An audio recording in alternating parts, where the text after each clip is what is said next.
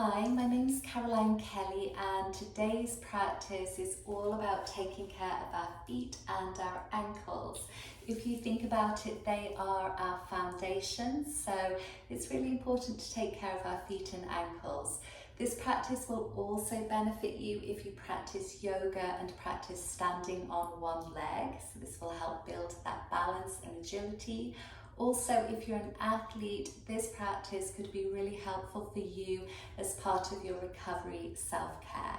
So we're going to keep it really simple with the props today. We're going to have a tennis ball and a couple of yoga blocks if you have them. Those are going to help us step 1 foot forwards when we're in a kneeling position. Now, if you have sensitive knees, you might also want to bring a cushion or a blanket in underneath your knees to take away the harshness of the floor. Okay, so meet me in a kneeling position. We'll bring our hands on our blocks, which are underneath our shoulders or at shoulders width. Have your knees at hips width and tuck your toes under. And we're going to simply slide our weight back towards our heels to stretch the back of our toes. Try and keep your little toes included here. And then inhale, come forwards. Let's keep going with that. Exhale, slide back. And inhale, forwards. Moderate the amount of weight you put down through your heels so that the stretch at the back of your toes feels like it's releasing tension, but certainly isn't painful. So we're stretching the tendons at the back of the toes here. And we can keep going with this, or if you feel that it would be therapeutic for you, sit on your heels, bring your hands forwards a little bit, and let's breathe here. So again, I don't have all my body weight through my heels. Just more, and then we can breathe deeply, bring our attention down to the back of the toes and just inviting a sense of release and letting go there. So if your toes are tight here, that could mean that you're gripping a lot with your feet in everyday life and you're not so much using your gluteus muscles, your buttock muscles. So this could be a telltale sign. And I will inhale, come forwards, hands flat on the blocks. Round your spine as you exhale, bring your right knee to your nose and step your foot through. Wiggle your foot so that your heel is right underneath your knee, and then we're going to open up our ankle. So we're going to slide our knee forwards of our toes, and then slide back. Try and keep your spine straight for these ones. Hands on our blocks are just sort of preventing any wobble left and right. They're also providing space for our leg. Notice what else you're feeling opening up here. So when your knees forwards, perhaps you're feeling the front of your left hip stretching as well. Let's go 2. And then on this final lunge forwards, we'll stay here. Lift your chest up, roll your shoulders down your back, and breathe here. If you need your blocks up a little higher, you could do that, giving a bit more space between your pelvis and your legs. So breathing here. Imagining the breath can flow down into what feels tight, which it does in a way because the breath flows on the red blood cells. Oxygen flows on red blood cells. Red blood cells flow throughout our body. Let's take one more breath here, and then we'll push back, make sure your blocks are steady, and step back to kneeling. So if you'd rather your blocks be up higher to step through, you can do that. Or if you like the challenge of them being lower, then go for that. I'm going to drop mine back down just so they're a bit steadier as I'm sliding forwards and back. And again, we're trying to keep our spine straight here. Isolating, working on ankle mobility, knee mobility. Front of your hip gets a nice opening sensation as well.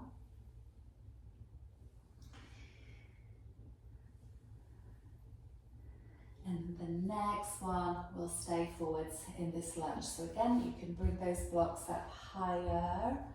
Lift your heart, drop your shoulders down your back, breathe into this lunge.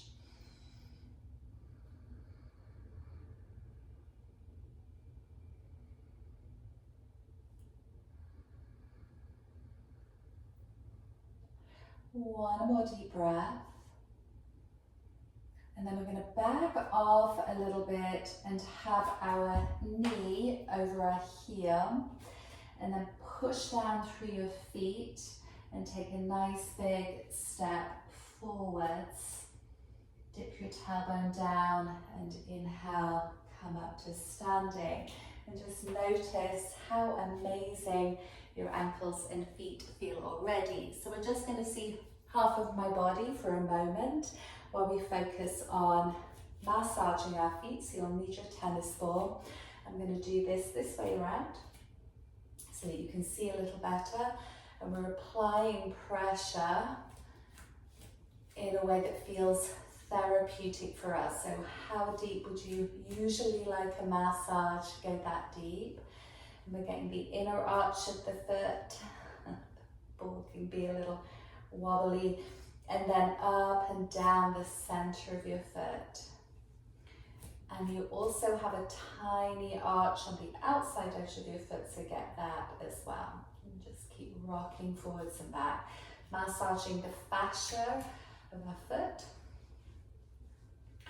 If you've ever had plantar fasciitis, you'll know that that's very uncomfortable, and this practice can help prevent that. Great, and now we're going to bring the ball under the ball of the foot, and we'll lean in and wrap our toes around. You might find a big stretch here, and then we'll back off, lift toes, lean in and wrap, back off and lift, and like that. It's just a rocking movement.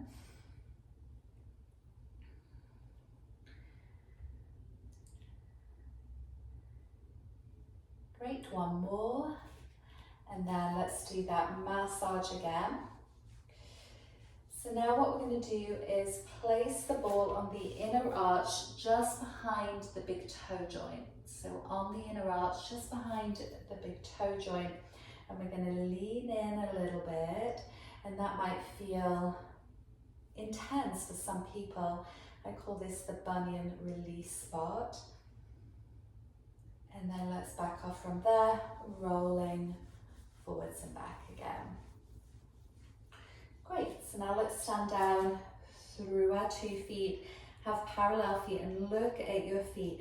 They will visually look different. The one you've just massaged probably has more colour to it. Perhaps your foot looks broader, and for sure it will feel really different. Let's go over to the other side. So you don't have to do all the shuffling around. I'm just doing sideways on so you can see what I'm doing here. So good for us. Who doesn't love a foot massage? Okay, remember to get the outside arch of your foot as well. It's just a teeny one in comparison to the inside.